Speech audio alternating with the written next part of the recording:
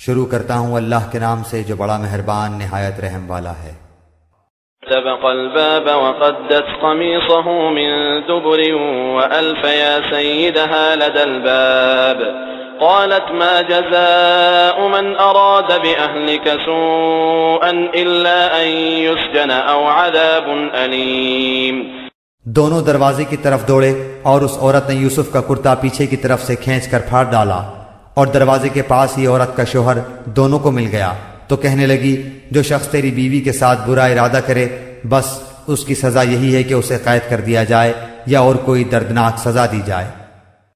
قال هي راودتني عن نفسي وشهد شاهد من أهلها إن كان قميصه قد من قبل فصدقت وهو من الكاذبين۔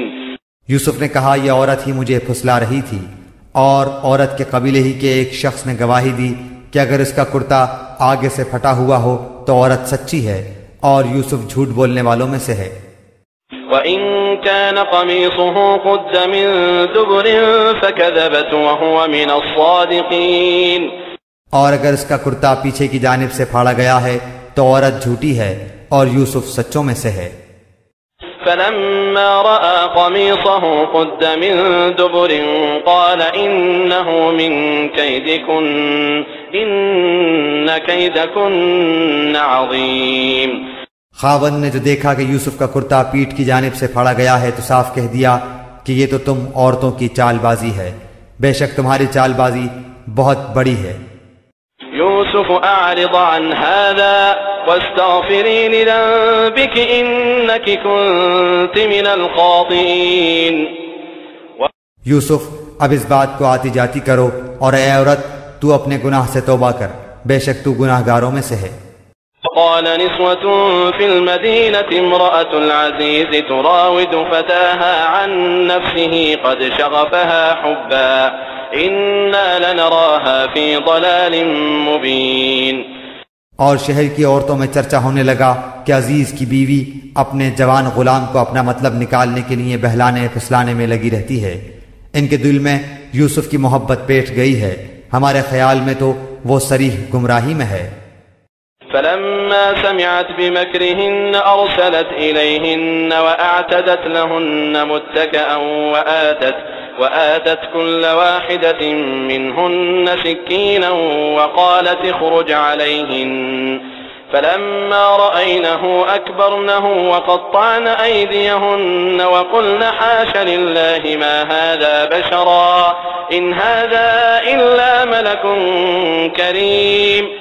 اس نے جب ان کی اس پرفریب غیبت کا حال سنا تو انہیں بلوا بھیجا اور ان کے لیے ایک مجلس مرتب کی اور ان میں سے ہر ایک کو چھری دی اور کہا اے یوسف ان کے سامنے چلے آؤ۔ ان عورتوں نے جب اسے دیکھا تو بہت بڑا جانا اور اپنے ہاتھ کاٹ لیے، اور زبان سے نکل گیا کہ حاشا اللہ، یہ انسان تو ہرگز نہیں، یہ تو یقیناً کوئی بہت ہی بزرگ فرشتہ ہے۔ قالت فذلكن الذي لمتنني فيه وَلَقَدْ رَاوَدتُّهُ عَن نَّفْسِهِ فَاسْتَعْصَمَ وَلَئِن لَّمْ يَفْعَلْ مَا آمُرُهُ لَيُسْجَنَنَّ وَلَيَكُونًا مِّنَ الصَّاغِرِينَ۔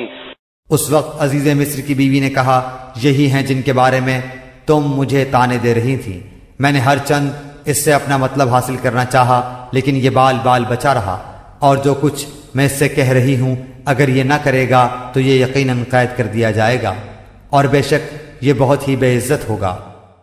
قال رب السجن احب الي مما يدعونني اليه والا تصرف عني كيدهن اصب اليهن واكن من الجاهلين۔ یوسف علیہ السلام نے دعا کی کہ اے میرے پروردگار، جس بات کی طرف یہ عورتیں مجھے بلا رہی ہیں اس سے تو مجھے جیل خانہ بہت پسند ہے، اگر تو نے ان کا فن فریب مجھ سے دور نہ کیا تو میں تو ان کی طرف مائل ہو جاؤں گا اور بالکل نادانوں میں جا ملوں گا۔ فاستجاب له ربه فصرف عنه كيدهن انه هو السميع العليم۔ اس کے رب نے اس کی دعا قبول کر لی اور ان عورتوں کے داؤ پیچ اس سے پھیر دیے، یقیناً وہ سننے والا جاننے والا ہے۔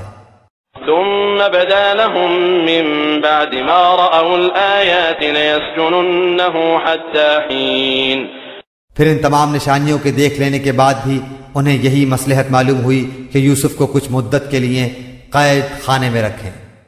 ودخل معه السجن فتيان قال أحدهما إني أراني أعصر خمرا وقال الآخر إني أراني أحمل فوق رأسي خبزا تأكل الطير منه نبئنا بتأويله إنا نراك من المحسنين۔ اس کے ساتھ ہی دو اور جوان بھی جیل خانے میں داخل ہوئے۔ ان میں سے ایک نے کہا کہ میں نے خواب میں اپنے آپ کو شراب نچوڑتے دیکھا ہے، اور دوسرے نے کہا میں نے اپنے آپ کو دیکھا ہے کہ میں اپنے سر پر روٹی اٹھائے ہوئے ہوں جسے پرندے کھا رہے ہیں، ہمیں آپ اس کی تعبیر بتائیے، ہمیں تو آپ خوبیوں والے شخص دکھائی دیتے ہیں۔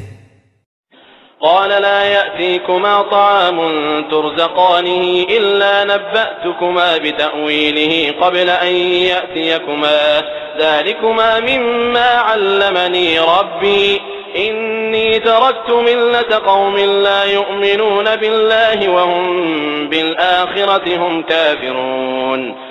یوسف نے کہا تمہیں جو کھانا دیا جاتا ہے اس کے تمہارے پاس پہنچنے سے پہلے ہی میں تمہیں اس کی تعبیر بتلاؤں گا، یہ سب اس علم کی بدولت ہے جو میرے رب نے مجھے سکھایا ہے۔ میں نے ان لوگوں کا مذہب چھوڑ دیا ہے جو اللہ پر ایمان نہیں رکھتے اور آخرت کے بھی منکر ہیں۔ واتبعت ملة آبائي إبراهيم وإسحاق ويعقوب ما كان لنا أن نشرك بالله من شيء ذلك من فضل الله علينا وعلى الناس ولكن أكثر الناس لا يشكرون۔ میں اپنے باپ دادوں کے دین کا پابند ہوں، یعنی ابراہیم و اسحاق اور یعقوب کے دین کا۔ ہمیں ہرگز یہ سزاوار نہیں کہ ہم اللہ تعالیٰ کے ساتھ کسی کو بھی شریک کریں۔ ہم پر اور تمام اور لوگوں پر اللہ تعالیٰ کا یہ خاص فضل ہے، لیکن اکثر لوگ ناشکری کرتے ہیں۔ يا صاحبي السجن أأرباب متفرقون خير أم الله الواحد القهار۔ اے میرے قید خانے کے ساتھیو، کیا متفرق کئی ایک پروردگار بہتر ہیں یا ایک اللہ زبردست طاقتور؟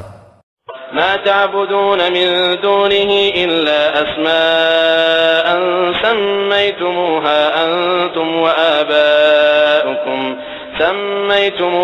أنتم وآباؤكم ما أنزل الله بها من سلطان إن الحكم إلا لله أمر ألا تعبدوا إلا إياه ذلك الدين القيم ولكن أكثر الناس لا يعلمون۔ اس کے سوا تم جن کی پوجا پاٹ کر رہے ہو وہ سب نام ہی نام ہیں جو تم نے اور تمہارے باپ دادوں نے خود ہی گھڑ لیے ہیں۔